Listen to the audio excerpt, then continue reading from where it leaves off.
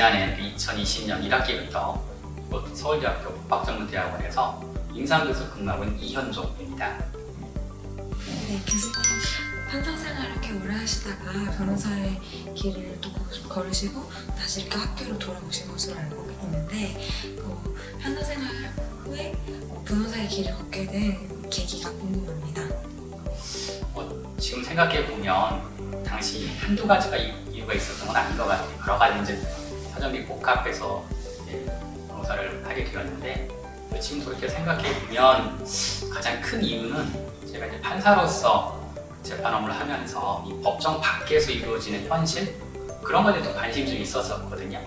저는 이제 사법시험 합격하고 연수를 수료하고 공범관 공부 마치고 그리고 이제 바로 판사가 되었습니다. 그 전에 사회에서 직업을 가진 적도 없고요. 학창 생활도 그냥 무난하게 지낸 편이어서 어떻게 보면 제가 세상 좀 모르고 판사가 된 것이었거든요. 판사가 되어서 한 10년 이상, 횟수는 한 14년 정도 재판을 했는데 재판을 하면서 법정에서 이런저런 사건을 처리하면서 등장하면서 변호사도 그렇고 사건 관계인도 그렇고 당사자가 서면에 써서 내기도 하고 그래서 말을 하긴 하는데 그게 정말 우리가 얘기하는 실체적 지식에 맞는 얘기인지 정말 판사한테 하고 싶은 얘기인지 사실 그게 궁금했거든요. 그래서 이제 법대에서 이제 내려온 거죠. 변호사가 되어서 당사자들 만나고 사건 관계인들 만나서 조금 더 이제 사건 실체에 대한 얘기도 듣고 그런 부분들을 잘 정리해서 재판부에 전달하고 그렇게 이제 변호사로 생활을 했습니다.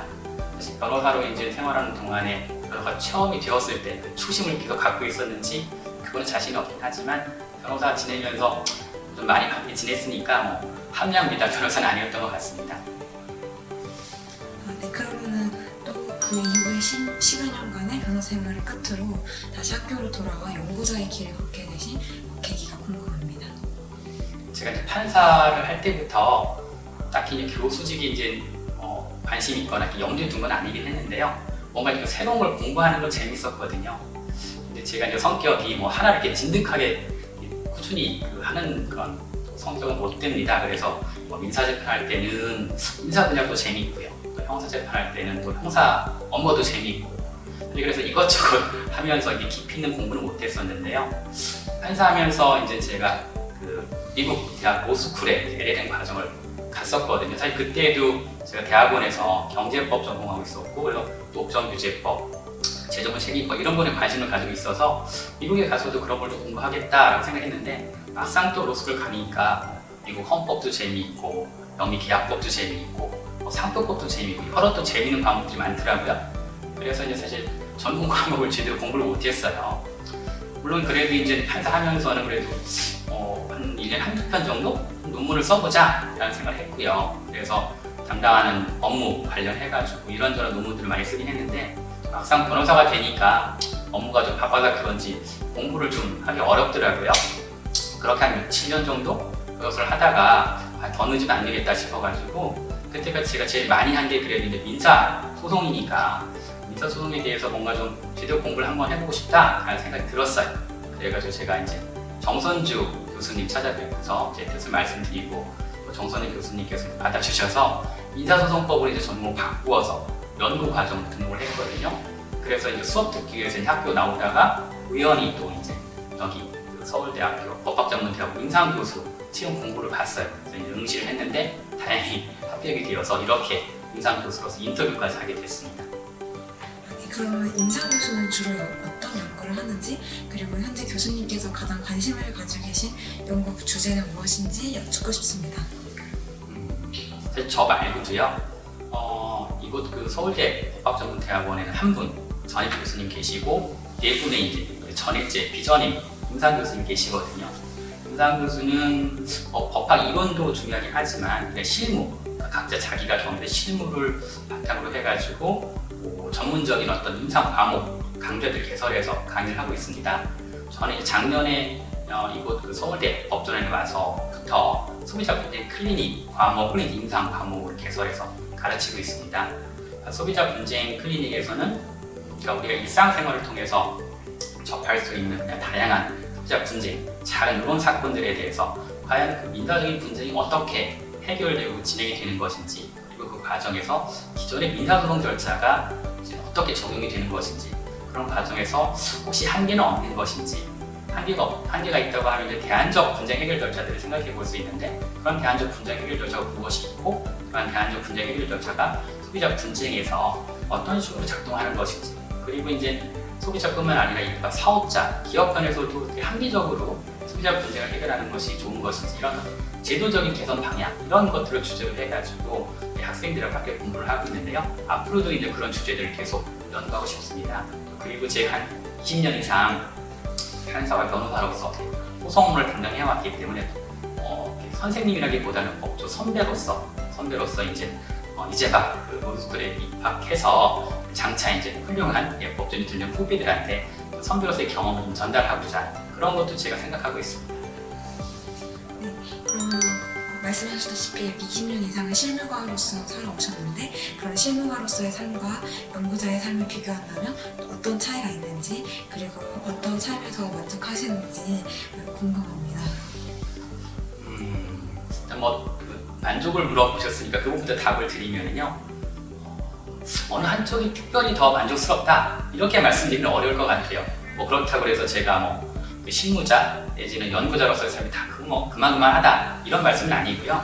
개인적으로는 실무가로서도 잘 지내왔고, 또 연구자로서도 굉장히 만족스러운 삶을 살고 있다라고 말씀드릴 수 있을 것 같아요.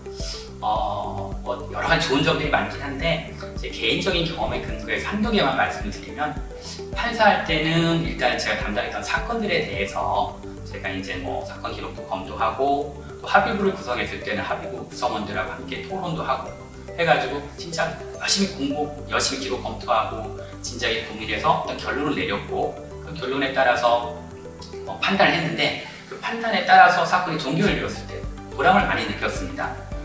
그 판결이 확정되는 것도 좋긴 하지만, 특히나 화해나 조정으로 사건이 원만하게 해결이 되면 그러면 당사자나 사건 관계인들이 우리 재판부의 판단을 수긍하는구나, 이런 생각이 들어가지고 좀 보람을 많이 느꼈었고요. 근데 이제 판사보다 이제 변호사가 되니까 아무래도 사건 실제 조금 더 접근할 수 있었던 것 같아요. 당사자를 만나서 직접 진술한 얘기 들어보고요.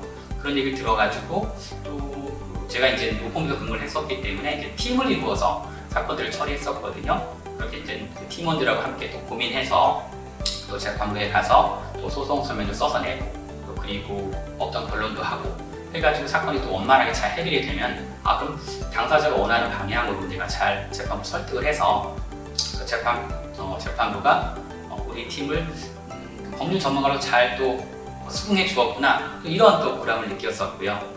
지금 제가 임상교수로 근무를 하고 있는데, 사실 이제 연구자의 길에 접어들어가지고 가장 좋은 거는 제가 이제 관심 있는 분야에 대해서 진득하게 진지하게 고민하고 연구할 수 있는 그 시간을 가질 수 있다는 것 같아요. 아무래도 판사하고 변호사 할 때에는 담당 사건, 업무에 좀 쫓겨서 관심 있는 분야에 대해서 깊이 있게 연구를 하기 좀 어려운데요. 확실히 학교에 오니까 그런 시간이 많은 것 같습니다. 특히 서울대는 여러분도 아시겠지만 그 법학도서관에 가면 정말 많은 자료들이 있잖아요. 그런 자료들뿐만 아니라 중앙도서관에도 여러 가지 학술 데이터베이스가 있는데, 그런 것들을 보면 국내 자료뿐만 아니라 외국 자료도 정말 차고 넘칠 만큼 많은 자료들을 볼 수 있거든요. 참 연구자로서 행운이라고 그렇게 생각하고 있습니다.